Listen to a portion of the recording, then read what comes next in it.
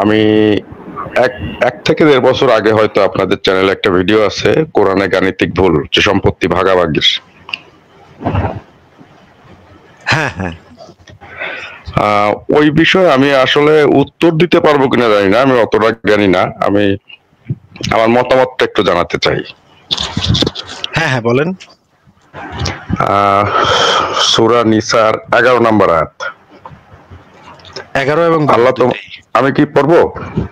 হ্যাঁ, পড়তে চাইলে পড়তে পারেন, কিন্তু আপনি যদি মূল পয়েন্টে চলে আসেন তাহলে ভালো হয়। আমার জানা আছে। মূল পয়েন্ট গুলোই পড়ি। তিন কন্যা যদি থাকে, মানে 2 কন্যার অধিক, তাহলে হচ্ছে 3-এর 2 অংশ পাবে। ভাই শোনা যাচ্ছে? হ্যাঁ শোনা যাচ্ছে, আপনি বলেন, আপনার পয়েন্টে চলে যান, অসুবিধা নেই, বলেন। আর পিতা এবং মাতা উভয়ই 6-এর 1 পাবে। হ্যাঁ ঠিক আছে।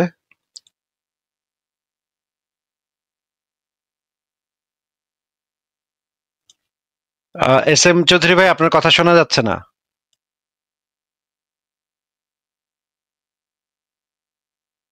না, এস এম চৌধুরী ভাই, আপনার কথা এখন আর শোনা যাচ্ছে না, তাহলে আপনাকে বিদায় জানাতে হবে।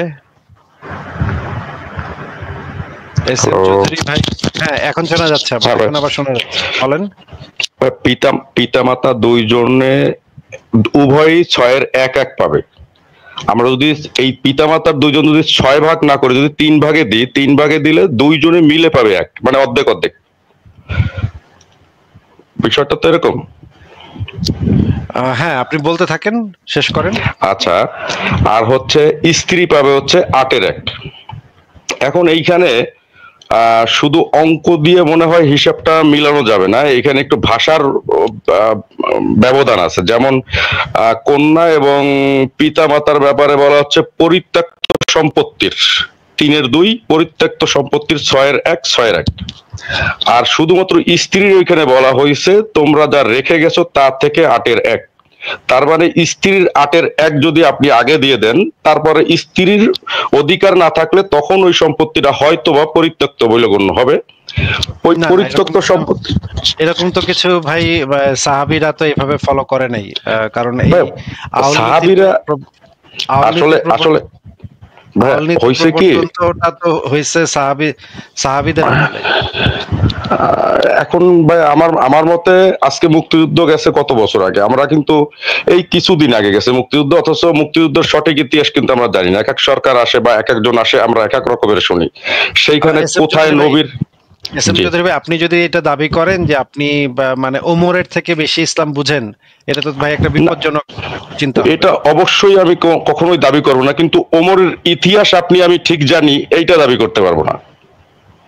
ওমরের ইতিহাস জানার দরকার নাই। ইসলামে ওমর হচ্ছে দ্বিতীয় খলিফা, সে যেই বিধানটা দিয়ে গেছে সেটা খুলাফায়ে রাশিদিনের বিধান।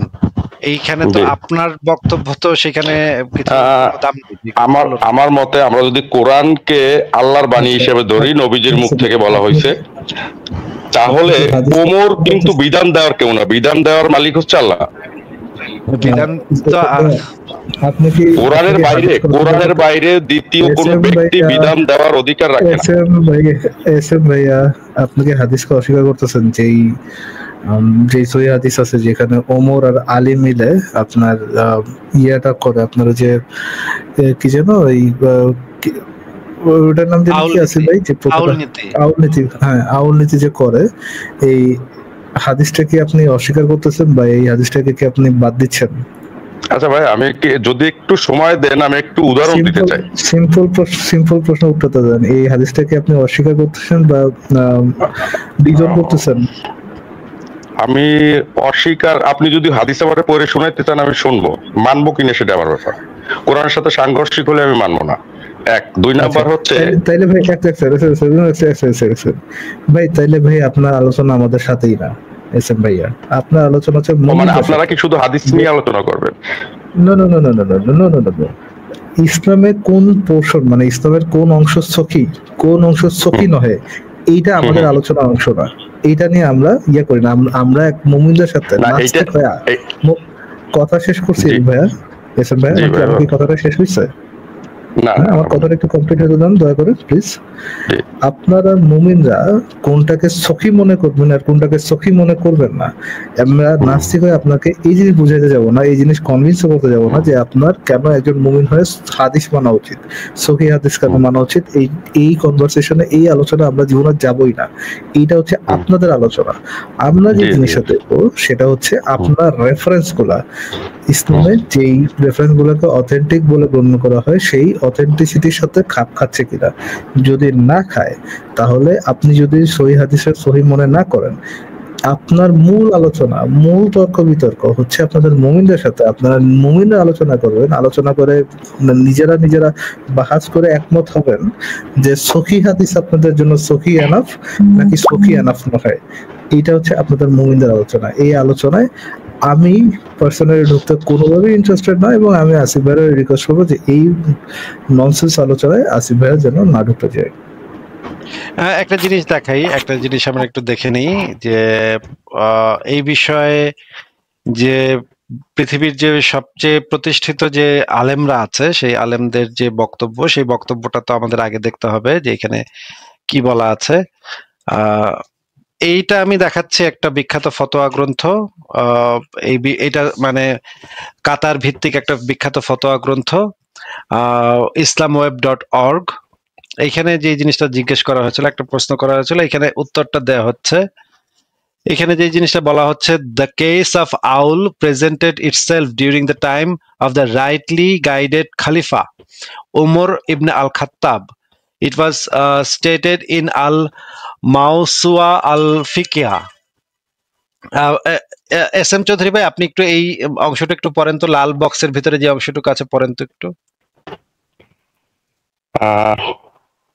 আমি এইটা পড়তে যাচ্ছি না, কারণ কোরআনে আমি এক মিনিট ভাইয়া, কোরআনে আয়াত আছে, আমি আয়াতটার নাম বলতে পারবো না, নাম্বারও বলতে পারবো না, আপনারা শুনলে বুঝবেন আছে কিনা। যে তোমরা তাহাদেরকে অনুসরণ করো যারা তোমাদের কাছ থেকে কোনো বিনিময় চায় না। আমার কাছে ভাই আপনাকে তো সেইটা আমরা জিজ্ঞেস করছি না আপনাকে।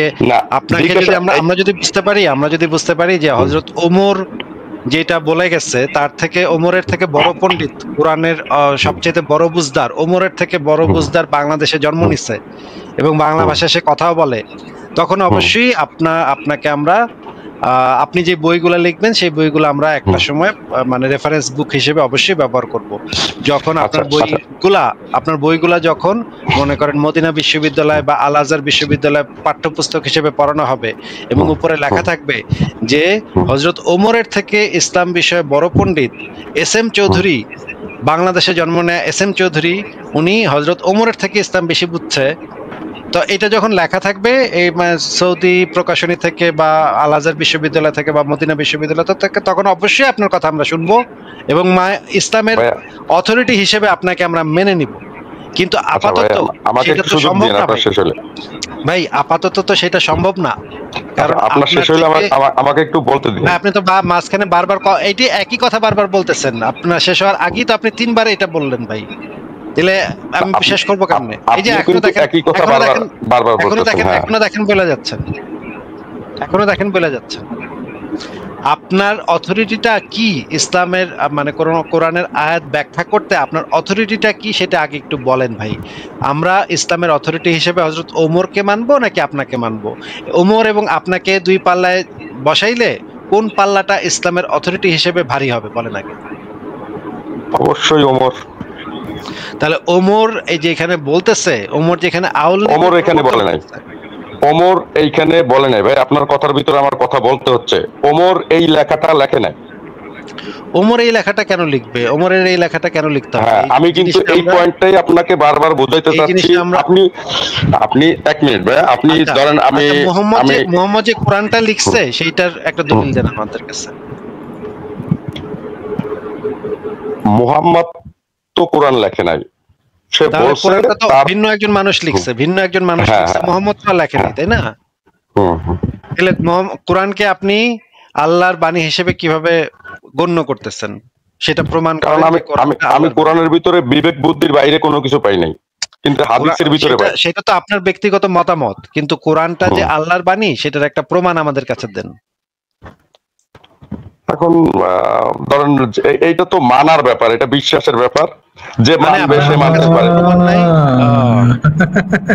জায়গায় জায়গায় অন্ধবিশ্বাস করতে হবে নাকি? ওই জায়গায় আপনি অন্ধবিশ্বাস করবেন ঠিকই, কিন্তু এইটা যে ওমরের লিখিত, এটা আপনি কিছুতেই অন্ধবিশ্বাস করবেন না, যেহেতু এটা তো আমি দেখি নাই ওমরের লেখতে, এটা তাহলে আমি কেন মেনে নেব? এই অন্ধবিশ্বাস তো ভাই আমার কনভিনিয়েন্সের সাথে যাচ্ছে না, তাহলে আমি ওই অন্ধবিশ্বাসটা কেন বলছি বলুন তো? প্রত্যেকটা মানুষের ভিতরে তো বিবেক বুদ্ধি আছে। ফারাজ ভাই, এই জিনিসটা যে ওমরে লেখছে এটা তো আমি নিজের চোখে দেখি নাই ভাই, এটা কেমনে হইলো? এটা না হয় ইসলামের কেতাবাতিতে লেখা আছে, এটা আমার নিজের চোখে দেখাও দরকার ছিল না। যদি আমার কনভিনিয়েন্সের সাথে যেত তাহলে আমি অ্যাকসেপ্ট করতাম, কোনো সমস্যা নেই। কিন্তু ভাই এইটা তো এখন আমার কনভিনিয়েন্সের সাথে যাচ্ছে না ভাই। এটা যদি আমার কনভিনিয়েন্সের সাথে না যায় তাহলে কি আমার মুমিন হিসেবে এটা উচিত না যে কনসিস্টেন্সিকে ফালাই দেওয়া, যেটা আমার জন্য কনভিনিয়েন্ট সেটা চুজ করা, যেটা আমার যেহেতু কনভিনিয়েন্সের সাথে যাচ্ছে না এটাকে ফালাই দেওয়ার? এটা কি উচিত না? যেখানে আটকে যাবো সেখানে আমি প্রমাণ চাবো যে এইটা যে ওমর বলছে এটার প্রমাণ দিতে হবে। আমি এটা মানবো কেন? মনে করেন এখানে আমি যুক্তিবাদী, যুক্তিবাদী প্রমাণ চাই। ওমর লিখছে কি ওমর লেখে নাই? হ্যাঁ, এটা কি সখী কথা কিনা যে এটা ওমরের বাণী, সখী বাণী কি সখী বাণী নহে? এই ডিবেট কি ভাই আমাদের সাথে আসিফ ভাই? নাস্তিক হইয়া আমরা কি হাদিসের অথেন্টিসিটি মানে একটা মুমিনের সাথে হাদিসের অথেন্টিসিটি নিয়ে কথা বলতে যাবো নাকি? এইটা মুমিনদের ভিতরে অন্তর্কলহ। আরেকটা প্রশ্ন আছে তো, এই কোরআনটা যে আপনি এখন পড়েন এস এম চৌধুরী ভাই, কোরআনটা সর্বপ্রথম কে লিখছে, বই আকারে ছাপাইছে কে, এটা একটু বলেন তো। ভাই আমি কিন্তু আপনাকে আগেই বলছি আমি অতটা জ্ঞানী না, কিন্তু আমি যে বিষয় নিয়ে কথা বলতে চাচ্ছিলাম, আপনি যে জ্ঞানী না সেটা অলরেডি আমরা জানি। আপনাকে জিজ্ঞেস করছি আপনি জানেন কিনা, না জানলে বলেন জানি না ভাই। না আমি জানতাম, আমার নামটা মনে নাই। হযরত ওসমান, তৃতীয় খলিফা হযরত ওসমানের সময় আপনি যে কোরআনটা পড়েন এখন, সেই কোরআনটা ওসমানী কোরআন, ঠিক আছে? ওসমানের সময় এটা পুস্তক হিসেবে লিপিবদ্ধ করা হয় এবং বিভিন্ন অঞ্চলে পাঠানো হয়। আপনাকে আমার প্রশ্ন হচ্ছে, ওসমান যখন কোরআনটা লিপিবদ্ধ করে, কোরআন তো মুহাম্মদ বই হিসেবে কখনো দেখেই যায় নাই, তাহলে যেই জিনিসটা ওসমান লিপিবদ্ধ করছিল, মানে বই হিসেবে যেটা আপনি পান, যে বইটা আপনি আপনার হাতে আছে, সেই বইটা যে আপনি ওসমানের থেকে পাইছেন, যেটা নবী মোহাম্মদ কখনো বই হিসেবে দেখেই যায় নাই, সেইটাকে আপনি অন্ধভাবে বিশ্বাস করেন যে এটা আল্লাহর বাণী, অথচ এটা মোহাম্মদ কখনো এই বইটা দেখেই যায় নাই জীবদ্দশায়, এটা ওসমান গিয়ে সংকলন করছে। ওসমান কয় নম্বর খলিফা ছিল ভাই? 3 নম্বর খলিফা। 2 নম্বর খলিফা কে ছিল ভাই? ওমর। ওমরের কথা আপনি মানেন না, কিন্তু ওসমানের লিপিবদ্ধ কোরআনটাকে আপনি অন্ধভাবে বিশ্বাস করেন। কি তামসা, তাই না এস এম চৌধুরী ভাই? বলেন তো এটা কারণটা একটু বলবো? আপনি তো বলেই দিচ্ছেন, কারণ তো অবশ্যই বলেই দিচ্ছেন। বিশ্বাস করলে বিশ্বাস, কারণ তো একটা না, কারণ আরো আছে। আপনার কোরআনে বারবার বলা হয়েছে বিবেক বুদ্ধি কাজে লাগাইতে এবং চিন্তা ভাবনা করতে। কোরআনে কোথাও বিবেক বুদ্ধি কাজে লাগাইতে বলা হয় নাই। যেটা বলা হয়েছে বিবেক বুদ্ধি কাজে লাগায় কোরআনকে স্বীকৃতি দিতে হবে। বিবেক বুদ্ধি কাজে লাগাইলে দুইটা হইতে পারে, হয় আপনি কোরআনকে অ্যাকসেপ্টও করতে পারেন, কোরআনকে রিজেক্টও করতে পারেন, কিন্তু কোরআনে কোথাও বলা নাই এরকম কথা যে বিবেক বুদ্ধি ব্যবহার করে তোমার যদি মনে হয় যে মানে কোরআন মিথ্যা, তাহলে তুমি ওইটাই অ্যাকসেপ্ট করো। এই রকমের কোনো কথা কোরআনের কোথাও বলা নেই। ফারাজ ভাই, আমি কি সেই জিনিসগুলা বের করব যে ইসলাম বিষয়ে কখনো বিবেক বুদ্ধি ব্যবহার করাটাই নিষিদ্ধ, এবং বিবেক বুদ্ধি ব্যবহার তখন করা যাবে যখন আপনি কোরআনকে স্বীকৃতি দিবেন, ইসলামকে স্বীকৃতি দিবেন, ইসলামকে এগ্রি করবেন। মানে আসিফ ভাই, আপনি শুধুমাত্র কনভিনিয়েন্টলি যে কাজটা করবেন, বিবেক বুদ্ধি খাটায়া যে জিনিসগুলা আপনাকে ইসলামের দিকে নিয়ে আসবে অতটুকু আপনি গ্রহণ করবেন, যেগুলো হচ্ছে আপনার যে কনভিনিয়েন্সের সাথে যাচ্ছে ওইগুলো গ্রহণ করবেন। যেইগুলা কনভিনিয়েন্সের সাথে যাচ্ছে না ওইটা তো ভাই আমার ওইখানে তো ভাই ওটা তো আমি মেনে নিয়েছি ভাই, একটু আগে এই কথাটাই শুনলাম না ভাই, ওটা তো ভাই আমি মেনে নিয়েছি ভাই, ওটা তো তো মেনে না নেওয়া ছাড়া কোনো উপায় নেই। আচ্ছা ফারাজ ভাই, তাহলে ওনাকে আমরা একটা দলিল এখন চাইবো আমি, যে ফারাজ ভাই মনে করেন আপনি একটা কথা বললেন, কথাটা সম্পর্কে আমি বিবেক বুদ্ধি ব্যবহার করে 3টা ডিসিশন নিতে পারি, হয় আপনার সাথে এগ্রি করতে পারি, ডিসএগ্রি করতে পারি, অথবা আমি মানে মানে মাঝামাঝি থাকতে পারি, যে এগ্রিও করলাম না ডিসএগ্রিও করলাম না, কোনো মতামতে দিলাম মানে না। এই আমার 3টা ডিসিশনটা হোল্ড রাখলাম আর কি। হোল্ড রাখলাম, হ্যাঁ। এই 3টা অপশনের বাইরে তো আর কোনো অপশন নাই। ফারাজ ভাই, উনি আমাদেরকে এমন একটা আয়াত বের করে দেখাবেন যে আমরা বিবেক বুদ্ধি ব্যবহার করে কোরআনের কোনো আয়াত সম্পর্কে ডিসএগ্রি করতে পারবো, অথবা আমাদের ডিসিশনটা হোল্ড রাখতে পারবো। একসেপ্ট করার অনেক আয়াত আছে, আমি সেটা আমাদেরকে দিতে হবে না, সেই 2টা আয়াত দিতে হবে যে ডিসএগ্রি করতে পারি অথবা হোল্ড রাখতে পারি। এরকম কোন আয়াত কি উনি দেখাতে পারবেন কিনা? তাহলে এসএম চৌধুরী ভাই দেখেন। ভাই আমি বুঝছি আপনাদের প্রশ্নটা, আপনাদের ভিডিওগুলো আমি দেখি তো, মানে এর মাঝে একজন মানে আমার দলের একজন আপনারা প্রশ্ন করছিলেন যে ইসলামে একবার ঢুকলে বের হওয়া যাবে কিনা, সে বলছিল যে না, বের হওয়া যাবে না। তবে এরকম কোন কোথাও আমি পাই নাই যে ঢুকলে বের হওয়া যাবে না। অসংখ্য ঢুকবেন আপনার স্বাধীন মতো। আমরা পরে ভাইয়া একটা সেকেন্ড, আসিফ ভাই অন্যদিকে চলে যাচ্ছে। ভাইয়া আপনাকে কি কোশ্চেনটা করেছিল একটু বলেন তো ভাইয়া। আসিফ আপনাকে কি কোশ্চেন করেছিল? কোশ্চেন ওই একই বিষয়টা, কিন্তু একই, যে আপনি বিবেক বুদ্ধি কাজে লাগাইলেন, দেখলেন যে কোরআনের এই একটা ভুল, আপনি বেরোইতে পারবেন কিনা, আপনি এটা না মাইনে পারবেন কিনা, একই তো কথা। আপনার যদি বিবেক বুদ্ধি খাটানোর পর যদি মনে করেন এটা ভুল, আপনি আপনার পথে চলে যাবেন, সমস্যা নাই তো।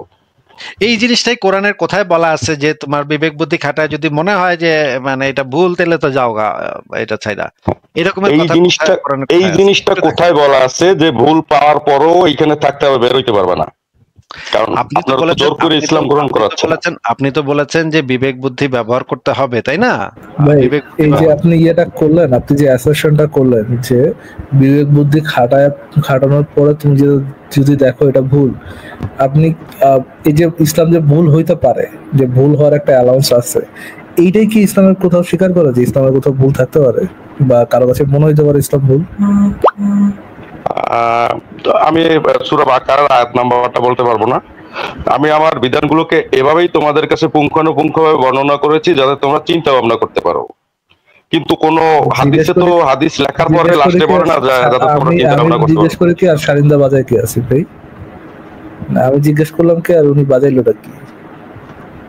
ভাই আসলে আপনাদের মাইন্ডটা আমি বুঝতেছি কি, আমি কিন্তু আপনাদের ইসলামের পথে আনতে চাচ্ছি না, কিন্তু আপনার আনার দরকারও নাই ভাই। কিন্তু আমার যে কোশ্চেন, যেখানে কোরআন আল্লাহ পাক আমাদের ইসলামের পথে আনতে পারতেছে না, সেখানে আমাদের এসএম চৌধুরী ভাই আমাদের ইসলামের পথে আনবে কিনা উনি ভাবতেছে। ইসলামের ভাবধারা হচ্ছে ভাই, আপনি চিন্তা করেন 1400 বছর আগে থেকে ইসলামের ভাবধারা কি। আপনি কারোর কাছে ইসলাম পৌঁছায় দিবেন, এরপরে যদি ইসলামের কথা শোনার পরে সে ইসলাম গ্রহণ করতে অস্বীকার করে, ইসলামকে গ্রহণ না করতে চায়, তাহলে ইসলামের দৃষ্টিকোণ থেকে কি ভাই আসিফ ভাই সেই লোক কি?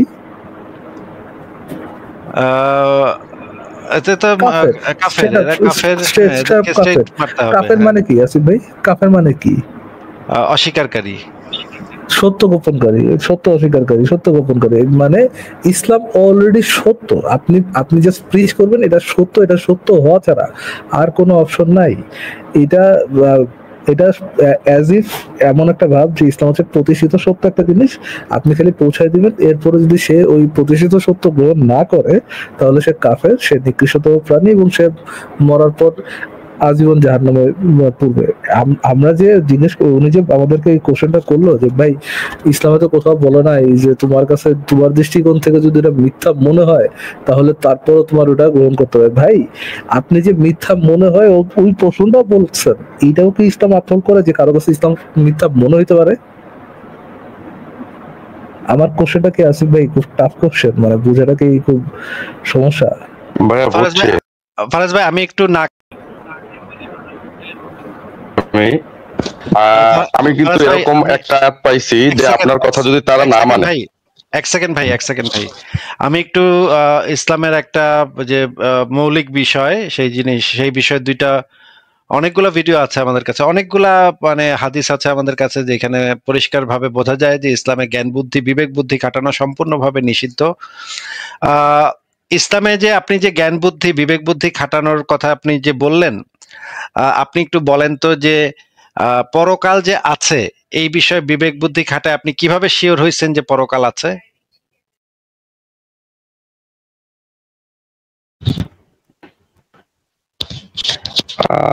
এখন পরকাল থাকুক বা না থাকুক, আপনার তো একটা ন্যায়ের নীতিমালা থাকতে আপনি না হবে। একটু আগে বললেন আপনি কোরআন থেকে শিখেছেন যে বিবেক বুদ্ধি খাটায় এই জিনিসগুলাকে মানে বিবেক বুদ্ধি খাটানোর কথা তো আপনি বললেন কোরআনে আপনি পেয়েছেন, তাহলে পরকালটা যে আপনি মেনে নিয়েছেন সেটা আপনি কোন বিবেক বুদ্ধি খাটায় মেনে নিয়েছেন? কোন বিবেক বুদ্ধি প্রমাণ যুক্তি পাওয়ার পরে আপনি এটা মেনে নিয়েছেন? এটা একটু দেন আমাদেরকে। এখন এটা আমি মেনে নিয়েছি বলতে বিশ্বাস করে নিয়েছি। আর কোরআনে বলা হয়েছে বিশ্বাস করতে কোনো কিছু ভাইয়া বিশ্বাস করার আগে কি আপনারাও কিন্তু কথার ভিতরে কথা বলেন। আরে ভাই আপনি যদি স্ট্রেট অ্যান্সার না দেন, ঠিক আছে না দেন, তাও তো আপনাকে আটকাবো। আপনি যে গ্রহণ করছেন আসিফ ভাইয়ের কোশ্চেনটা তো আপনি অ্যাড্রেস করলেন না। এরকম আপনি তো এরকম মনে করতে পারেন না যে আপনি আমাদেরকে এরকম ননসেন্স উত্তর দিলে আমি আপনাকে তাও না, অফকোর্স আপনি যখন এটা গ্রহণ করছেন, ওটা মেনে নিয়েছেন, মেনে নেওয়ার দিকে জ্ঞান বুদ্ধি খাটায় এটা দেখেছেন যে এটা সত্য, এইটার প্রমাণটা পেয়ে গ্রহণ করেছেন, নাকি নবী মোহাম্মদ বলেছে আর আপনি গ্রহণ করেছেন? কোনটা করেছেন এই দুটার মধ্যে? এস এম চৌধুরী ভাই, ভাইয়া বিজ্ঞানের দিক থেকে যে জিনিসটা প্রমাণিত হওয়ার পরে আমি সেই জিনিসটা মানলাম। এক মিনিট, আপনাকে কে বলছে? আপনাকে বিজ্ঞানের কথা কেউ বলে নাই তো এখানে।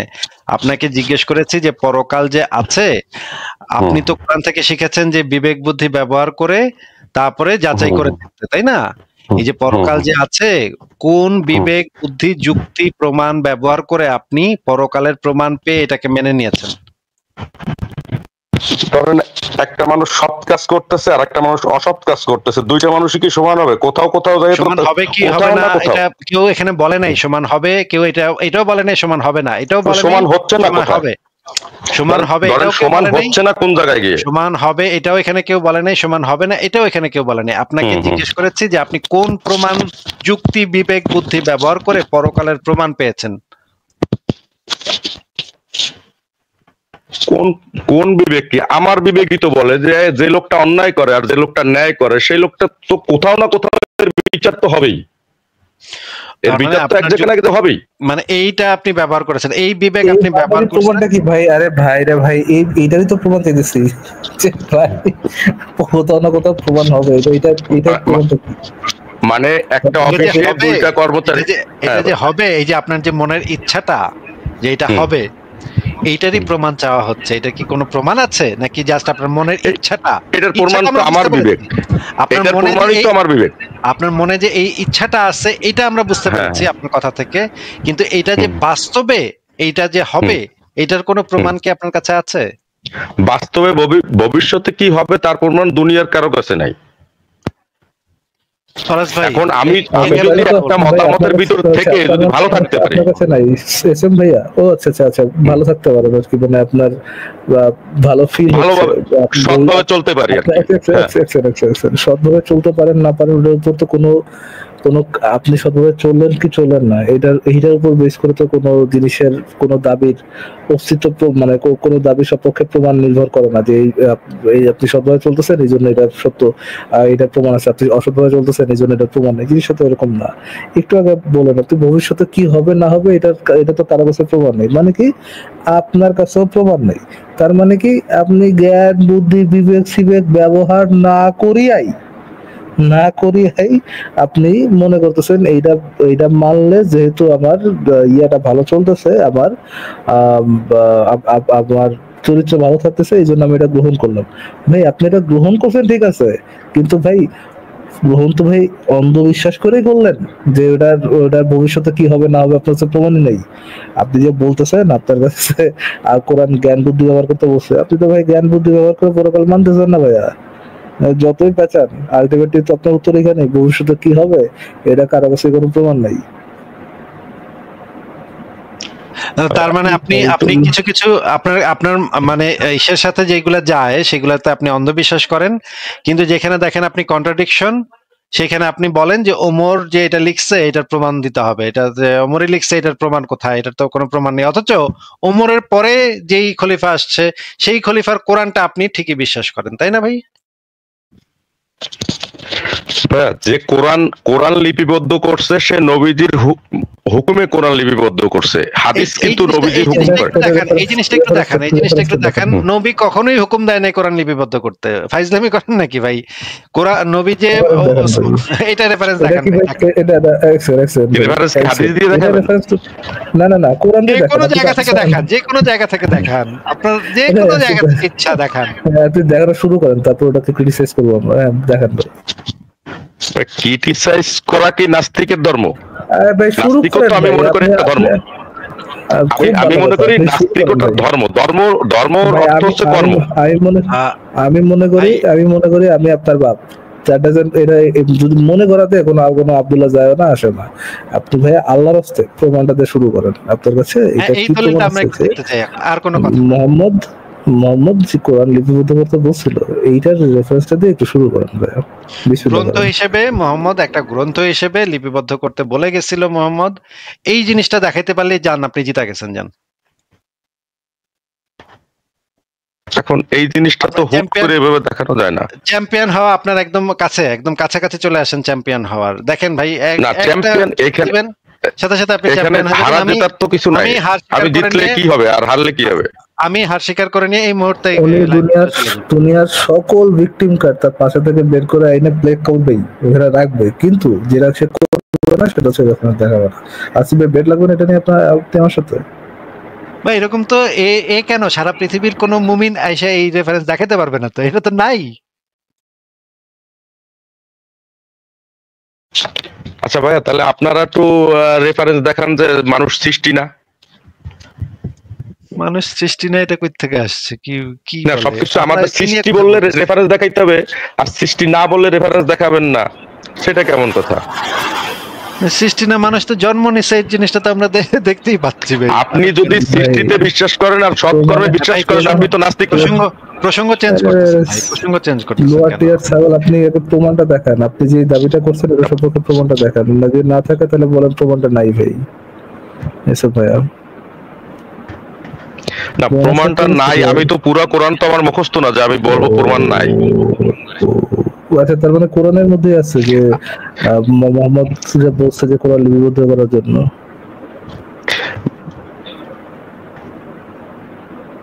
সেটা আমি সঠিকভাবে বলতে পারবো না ভাই, আমি সত্যি স্বীকার করতেছি, ঠিক আছে। আর আপনি যে নাস্তিক নিজের দাবি করেন, এক মিনিট ভাই, হাসলে তো বড় হয় না।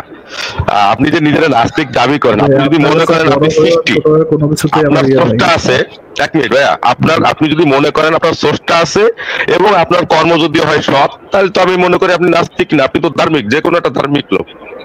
কারণ ধর্মে, কোরআনে বলেন, আপনি বাইবেলে বলেন, যেখানেই বলেন সৎ কর্ম এবং সৃষ্টিতে বিশ্বাস। আসিফ ভাইকে বিদায় জানাই, পর আপনার সাথে আবার কথা বলতেছি। আসিফ ভাই লোয়ার টিয়ার করবো আপনার সাথে, ওয়েস্ট অফ টাইম। ঠিক আছে, একটা ভিডিও দেখাই আসিফ ভাই, এটা একটু দেখে যান। আপনারা যে বলছিলাম না একটা ভিডিও দেখাবো আমি আপনারে,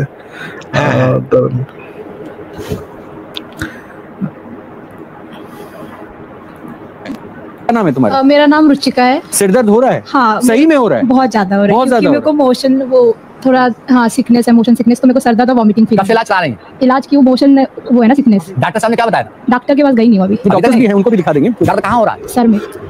মানে আসিফ ভাই আপনি তো মনে হয় হিন্দি বুঝেন না, আনকালচার লোক আর কি আপনি। বুঝি মোটামুটি বুঝি।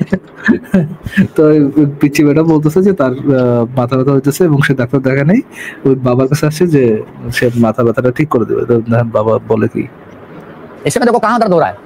बीच में। हाथ हटा लो। তো ইয়ে কিন্তু শুরু আসিফ ভাই, বুঝছেন, মানে ট্রিটমেন্ট কিন্তু শুরু, মাথার মাঝখানে ব্যথা, তো ট্রিটমেন্ট শুরু হয়ে গেছে।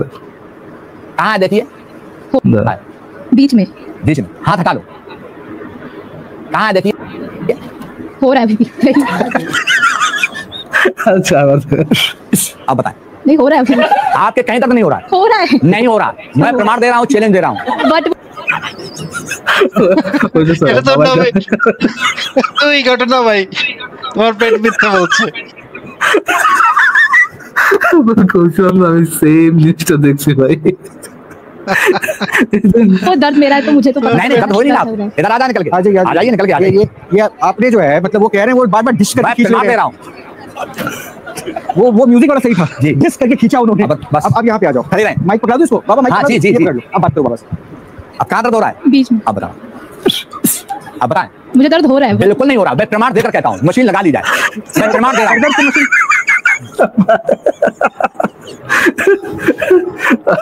আসিফ ভাই এই হচ্ছে গিয়া কাহিনী, বুঝছেন? সে প্রমাণ দিতেছে যে ওর মেয়ের কোনো ইয়ে হচ্ছেই না, ব্যথা হচ্ছে না। একেবারে ওই যে রুহির যে কাহিনীটা বললেন সেদিন, তোমার পেট মিথ্যা বলছে, একবারে ওই পাই টু পাই সেম কাহিনী, কোনো পার্থক্য নেই। ঠিক আছে ফারাজ ভাই, আমি তাহলে আজকে বিদায় নেই। আমি যাওয়ার আগে একটা কথা বলে দিই যে ওমর এবং আবু বকর যখন এটা নিয়ে কথা বলতেছিল যে কোরআন সংকলন করা দরকার, হাফেজরা মরে যাচ্ছে, হাফেজরা যুদ্ধে নিহত হচ্ছে, কোরআন সংকলন না করলে অসুবিধা আছে, পাওয়া যাবে না, অনেক কিছু হারায় যাচ্ছে, তখন একটা কথা বলছিল যে আবু বকর একটা কথা বলছিল যে আপনি কি আমাকে সেই কাজ করতে বলবেন যেটার নির্দেশ আমাকে নবী দিয়ে যান নাই, এমন কাজ আপনি কি আমাকে করতে বলবেন? এটা আসলে আপনি কোরআন থেকে দেখেন, আপনি কোরআন থেকে দেখাতে পারবেন, এটা কোরআন থেকে দেখাইতে পারবেন? বলেন আপনি এটা কোরআন থেকে দেখাতে পারবেন, হ্যাঁ বা না বলেন, উত্তর দেন এখনই, রাইট নাও। এটা নাই, কিন্তু তখন এটার অথেন্টিসিটি কি আসিফ ভাই আগে বলেন, এটা অথেন্টিসিটি কি হয়? এটা একটা বুখারী শরীফের সহিহ হাদিস, সহিহ হাদিস হলে কি তো অথেন্টিক হয় ভাই? সহিহ হাদিস হলে অথেন্টিক হয়। আপনার কি ভাই, আপনি একটু জেনুইনলি নিরপেক্ষভাবে বলেন তো ভাই, সহিহ হাদিস হলেই কোনো কিছু অথেন্টিক হয় ভাই? না না, শুধুমাত্র এস এম চৌধুরী ভাই যদি সেটাকে সত্যায়িত না করে তাহলে সেটা কিভাবে অথেন্টিক হয় ভাই? এটা তো হওয়া সম্ভব না। ঠিক আছে ফারাজ ভাই, গুড নাইট। সহিহ হাদিস একটা সহি রেফারেন্স কিনা, ইসলামের সঠিক রেফারেন্স কিনা, গ্রহণযোগ্য রেফারেন্স কিনা, এইটা নিয়ে আল্লাহর রাস্তে ভাই আপনারা যারা দিনের পথের দায়ী মুমিন সুমিন যারা আছেন, প্লিজ এটা নিয়ে আপনারা মুমিনদের সাথে কামড়াকামড়ি করেন। আপনি কিভাবে আশা করেন, আপনারা কিভাবে আশা করেন আপনি একজন নাস্তিকের সাথে এটা নিয়ে ডিবেট করবেন যে আপনাদের সহিহ হাদিস ইসলামের সঠিক রেফারেন্স কিনা, সহিহ হাদিস ইসলামের গ্রহণযোগ্য কোনো রেফারেন্স কিনা? ভাই এইটা হচ্ছে আপনাদের নিজেদের জিনিস, আমরা আপনারা কনভিন্স করতে যাও। অথবা ফারাজ ভাই যদি একটা তাহকিক গ্রন্থ লেখে, আপনার কেন জি যদি একটা তাহকিক গ্রন্থ লেখে যে কোনটা সহিহ কোনটা এই বিষয়ে যদি একটা তাহকিক করে, তখন এটা যদি মানে একটা তাহকিক গ্রন্থ হিসেবে সত্যায়িত হয় বিভিন্ন বিশ্ববিদ্যালয়ে, যদি সেটা হয়, তাহলে আমরা ওনার বইটা ব্যবহার করলাম, আমাদের সংশয়.com-এ ওনার বইটা ব্যবহার করলাম। কিন্তু আসিফ ভাই জিনিসটা চিন্তা করেন, we are living in a society যেখানে মুমিনরা আমাদের কাছে এক্সপেক্ট করতেছে যে আমরা তাদেরকে বুঝাই তাদেরকে কেন সহিহ হাদিস মেনে চলা উচিত। এজ এ নাস্তিক এটা আমাদের একটা দায়িত্ব। না, আমরা মেনে চলি কি চলি না সেটা ভিন্ন বিষয়। আমরা যেটা বলতে চাই যে তাদের মেনে চলতে হবে ভাই, তাদের মেনে চলতে হবে, এটা আমাদের কোনো অথরিটি না, নাস্তিক হিসেবে তাদের কনভিন্স করতে হবে। আমাদের বক্তব্য হচ্ছে আপনি তো কোনো অথরিটি না, কিন্তু এই জিনিসগুলা, এই বইগুলা অথরিটি, এই কারণে এই বইগুলা রেফারেন্স বুক হিসেবে ব্যবহৃত হতে পারে, আপনার কথা কোনো রেফারেন্স হিসেবে ব্যবহৃত হতে পারে না। ফারাজ ভাই তাহলে আমি আজকে বিদায় নিলাম, গুড নাইট। ওকে আসিফ ভাই, বেস্ট অফ লাক, আপনার ঘুমের জন্য শুভকামনা, টেক কেয়ার ভাই। আচ্ছা তাহলে স্যাম ভাইকে আবার যুক্ত করি। এক সেকেন্ড, একটু ইয়েটা ঠিক করে নিই।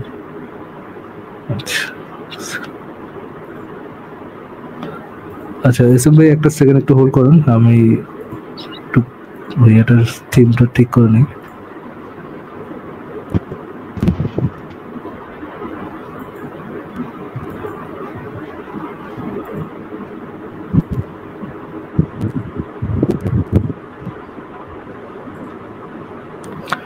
জি ভাই বলেন, এসএম ভাই বলেন। একটু আগে যে ভিডিওটা দেখাইলেন, জি এই ভিডিওটা তো অবশ্যই কোনো একটা ধর্মরে ছোট করার জন্য দেখাইছেন, একজন ধার্মিক হয়তো জাদু করছে ওনারে সুস্থ হওয়ার জন্য, সেটা দেখাইছেন। কিন্তু উনি বারবার বলতেছে আমি সুস্থ হই নাই। আমি যদি বলি উনি তো আপনার বিজ্ঞানের ভাষায় ট্রিটমেন্ট করতেছিল। মানে একজন মানুষের চিন্তা করতে শিখাইতেছিল যে আমার ব্যথা নাই, উনি কিন্তু ধর্মের চিকিৎসা করে নাই। আপনি চিন্তা করেন যে আপনার ব্যথা নাই, এ তো হিউম্যান সাইকোলজি। বিজ্ঞানের সংজ্ঞাটা কি ভাই? ডেফিনেশনটা কি বিজ্ঞানের? মানে আপনি কি সাইকোলজিও মানেন না, বিজ্ঞানও মানেন না? জানতে যাচ্ছি আপনার কাছে, আমি কিছু বুঝি না তো ভাই, আমি লোয়ার টিয়ার গরু গাধা, তো আমাকে একটু বুঝান যে বিজ্ঞান জিনিসটা কি। বিজ্ঞান জিনিসটা হচ্ছে বিশেষ জ্ঞান, যে জিনিসটার পরে মানুষের বিশেষ জ্ঞান থাকে। ডেফিনেশন ভাই, ডেফিনেশন জানতে যাচ্ছি। হুজুরদের তো আলেম, মানে কোরআন হাদিসের সম্পর্কে বিশেষ জ্ঞান থাকে, হুজুরা তো বিজ্ঞানী না, বিজ্ঞানের ডেফিনেশনটা জান ভাই। কোন পর্যন্ত পড়াশোনা করছেন এসব ভাই? জি হ্যাঁ। কোন পর্যন্ত পড়াশোনা করছেন?